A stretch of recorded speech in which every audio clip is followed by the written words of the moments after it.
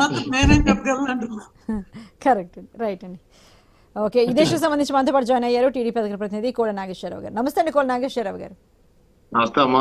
INews ప్రేక్షకులకి మీ యజమాని అందరికి ముందుగా నమస్కారాలు. అలాగే ఈ డిబేట్ పాల్గొన్న పెద్దలందరికీ కూడా మా సోదరుడు వైసీపీ నుంచి పాల్గొన్నట్టున్నాడు, ఇదివరకు పాల్గొన్నాం.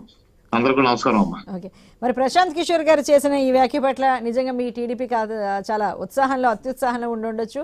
అయితే సీఎం జగన్మోహన్ రెడ్డి గెలవడం కష్టమని ఆయన చెప్పారు, కానీ కాకపోతే ఇది చంద్రబాబు కుట్ర అంటూ వైఎస్ఆర్సీపీ ఆరోపిస్తోందండి. అలాగే ఛత్తీస్గఢ్ అని చెప్పేది నిజమైందా?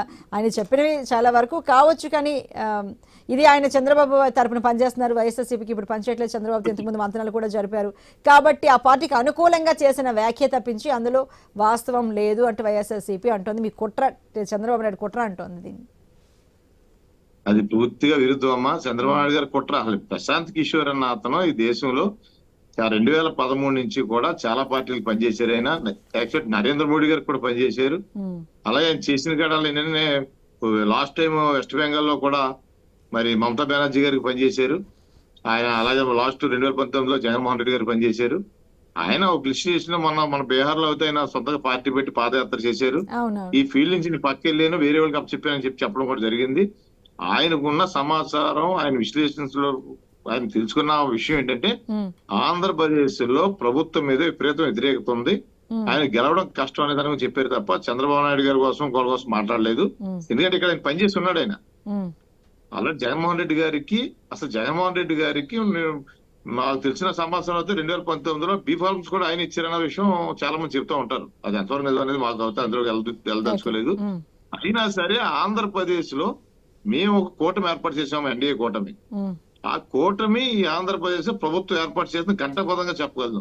ప్రజల వ్యతిరేకత, ప్రభుత్వం జగన్మోహన్ రెడ్డి గారు ఏ విధంగా పరిపాలించారు ఏంటనేది ప్రతిరోజు అన్ని డిబేట్లు వస్తున్నాయి, అందరు చెబుతున్నారు, మేధావులకు అందరు తెలుసు. కింద స్థాయిలో ఆల్రెడీ వైసీపీ నాయకులు కూడా ఉన్నారు ఇందులోను. కింద స్థాయిలో ప్రసారంలో ఉన్నాం మనం. ఇప్పుడు ఈ ప్రసారంలోనే ఆ బీహార్ నియోజకవర్గంలో ప్రసారం నుంచి వచ్చి నేను ఇప్పుడు మీద మాట్లాడుతున్నాను. లేట్ అయింది.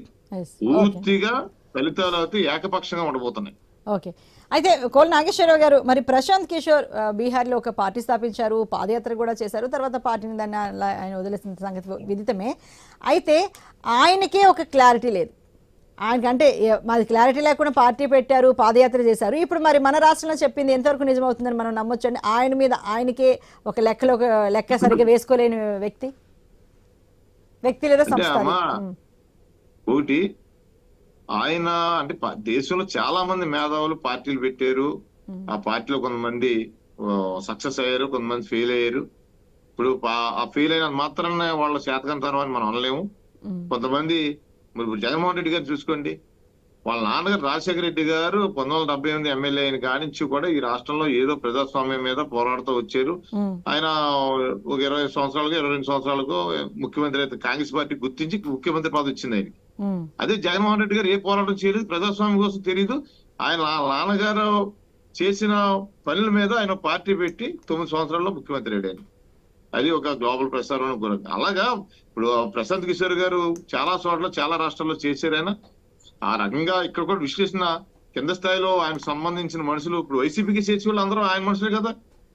అలాగే వీళ్ళందరూ కూడా కొంతమంది ఆ సమాచారం తెచ్చింది, దాని ప్రకారం చేసి ఉండొచ్చు.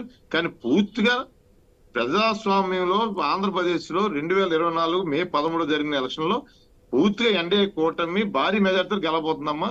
అది అందరికి తెలిసిన విషయం. పూర్తిగా ఈ రాష్ట్రం వెనక్కి పడిపోయింది, 20 సంవత్సరాలు వెనక్కి వెళ్ళిపోయింది. ఆయన ఎక్కడ అభివృద్ధి లేదు. సంక్షేమ పథకాలు అన్నారు, సంక్షేమ పథకం అనేది మొదలెట్టింది తెలుగుదేశం పార్టీ అమ్మా. ఆయన ఏ పేర్లు మార్చి నవరత్నాలు పెట్టి చెప్పిందో తప్ప అది ఏం లేదు.